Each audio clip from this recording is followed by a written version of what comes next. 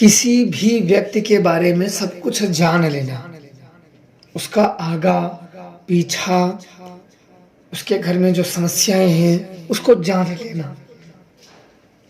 बहुत लोग पूजा आराधना साधना करते हैं कि हम दूसरों के बारे में जान कैसे लें, उनका मदद कैसे कर सकें।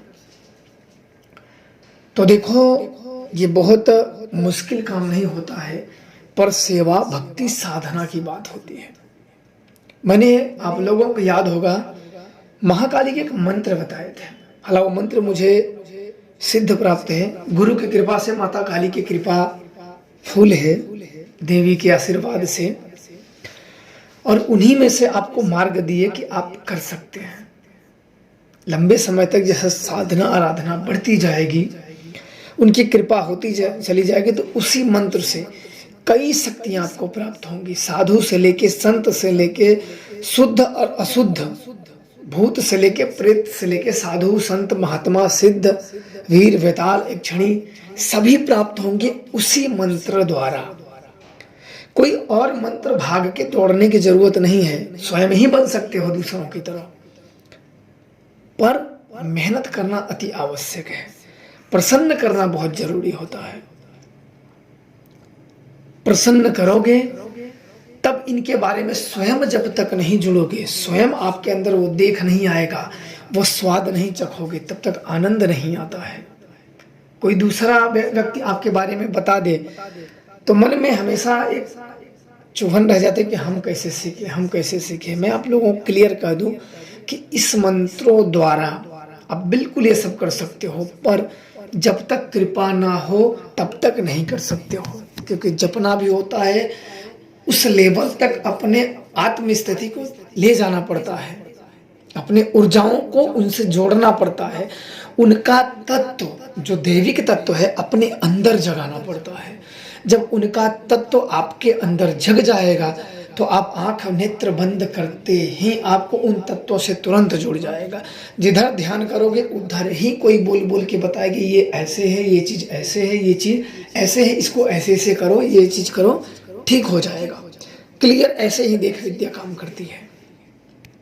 जब उसके तत्व, जब उस शक्ति के तत्व जब अपने भीतर जाग जाते हैं, तो जब आंख बंद करोगे तो वो तत्व उस शक्ति से तुरंत जोड़ देता है।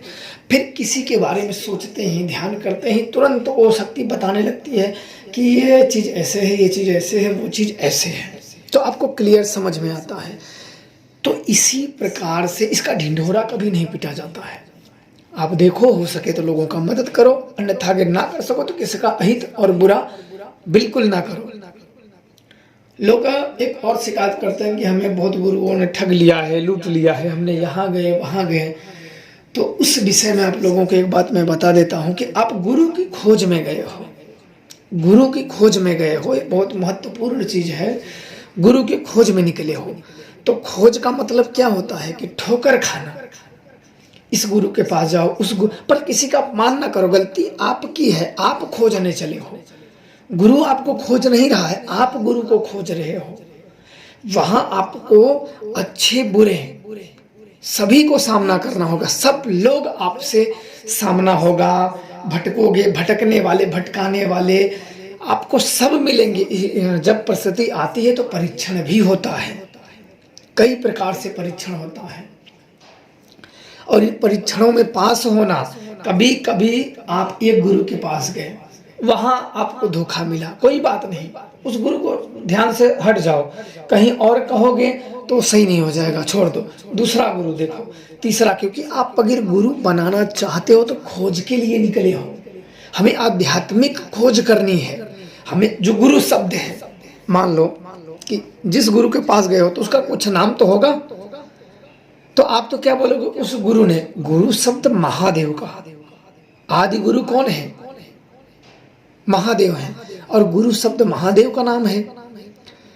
तो इसलिए गुरु शब्द का अगर अपमान कर दिया जाए तो काफी मुश्किलें पैदा हो जाती है, और उसके लिए तंत्र मंत्र के मार्ग बाधित हो जाते हैं, या बहुत मेहनत हो जाते हैं, उसमें एक बाधित बन जाता है।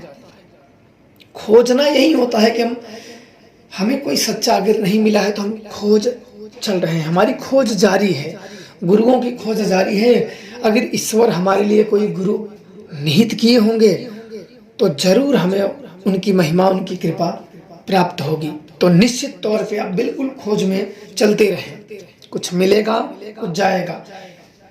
महादेव मेरे गुरुदेव जब बताते हैं कि संसार, मैंने कहा कि गुरु जी मैंने इन शक्ति को ये भोग दिया वो भोग दिया, उन्होंने, मेरे गुरुदेव ने कहा कि तुमने जो लिया है इस धरती से लिया है, चाहे पैसा या कुछ खरीदे हो इस धरती से लिए हो, और ये जब ईश्वर का कण कण है तो तुम लेके क्या आए थे, यहीं से लिए हैं और उन्हीं के दे रहे हो।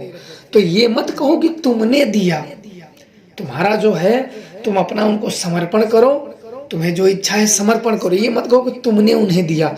ये अगर मानते हो कि ये सृष्टि में कण कण में वो है और पूरी सृष्टि उनकी है, तो फिर तुम्हें उन्हें क्या दे दिए। तुम ये मत सोचो कि तुमने उन्हें दिया। अधिकांश लोग यही करते हैं कि हमने ये दिया, हमारा ये नहीं हुआ, हमारा ये नहीं हुआ। ये सोच होती है तो सिर्फ क्या होता है, वहाँ अभिमान जागते हैं और वहाँ आध्यात्मिक ज्ञान में वृद्धि नहीं होती है। एक कहावत है कि जहाँ 4 ज्ञानी बैठे हों तो वहाँ जरूर 10 मिनट समय दे देना चाहिए। वहाँ हमारे आध्यात्मिक ज्ञान में वृद्धि होती है, हमें कुछ सीखने को मिलता है, हमें कुछ जानने को मिलता है, हमारी जिज्ञासा कुछ शांत होती है। तो इसलिए ज्ञानियों के मध्य सदैव रहना चाहिए और मूर्खों के मध्य सदैव बेचैनी उत्पन्न होती है, संकट उत्पन्न होता है, मन में उतावलापन उत्पन्न होता है, इच्छाएं उत्पन्न होती हैं, लालच उत्पन्न होता है, मोह उत्पन्न होता है और परम सत्य से हम दूर होते चले जाते हैं। और अंत में पता चलता है जब सब कुछ बिगड़ जाता है। कई लोगों के बिगड़ जाते हैं वो क्षणिक लाभ के लिए। देखो, जो झूठ होता है, जो असत्य होता है, वो क्षणिक लाभ देता है पर बाद में पता चल ही जाता है। इसलिए 4 ज्ञानियों के मध्य में ज्ञान सुनना चाहिए, हमारे ज्ञान में वृद्धि होगी। और उसे शांत से सुनना चाहिए, वहाँ अड़ंगा न डालो, शांति से सुनो और समझो। जो आपके लायक है उसे लो, जो आपके लायक नहीं है उसे निकाल दो, उसका विचार या विरोध मत करो। बात तो हो ही गई है, तो जो आपके लायक है उसे ले लो और फिर चलते बनो।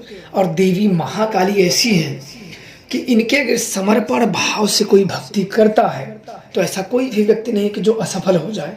इनकी कृपा से देख विद्या तो बड़ी छोटी चीज है, देख विद्या तो एक प्रेत भी दे देता है, आपको बता देगा। यहाँ तक प्रेत बता देंगे कि आप अपने घर से क्या खा के तुम आए हो, क्या क्या तुम्हारे घर बना है। प्रबल देख विद्या होती है। पर अभी बोल दो कि कोई अगर प्रेत पूछ के बताता रहे तो आप चले जाओगे, लेकिन आपको बोल दिया जाए कि आप प्रेत सिद्ध करोगे तो बोले नहीं नहीं।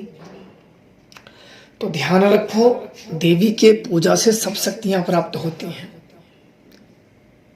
अधम से अधम व्यक्ति को देवी मोक्ष दे सकती हैं। रावण ने, कथा के अनुसार रावण ने 9 ग्रह स्तंभन मां काली से ही किया था।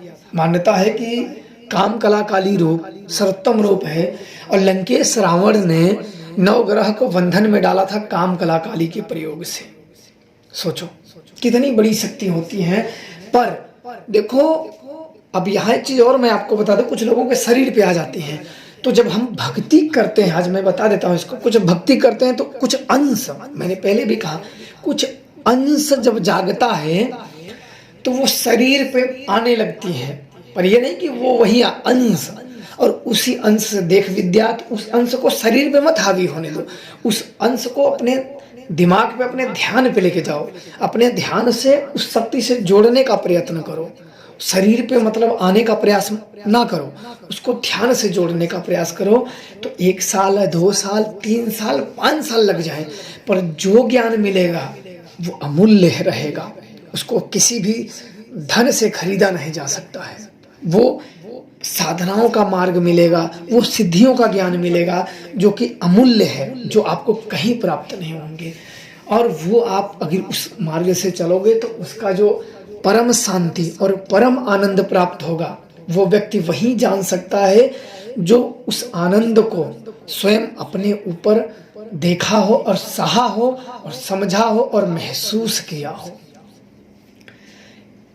महाकाली की महिमा का गुणगान वही बात होती, छोटी मुँह बड़ी बात। मैंने उनकी रूप से मैंने दर्शन किए तो मेरा मन बहुत हुआ। उन्हीं की कृपा से मुझे 52 वीर के बारे में जानकारी मिली, अनुयायी होते हैं, इनकी पूजा का विधान प्राप्त हुआ, क्या कार्य करती हैं कैसे नहीं, मैंने बहुत जानकारी, लेकिन मुझे कहीं जानकारी मिली नहीं 52 वीर की।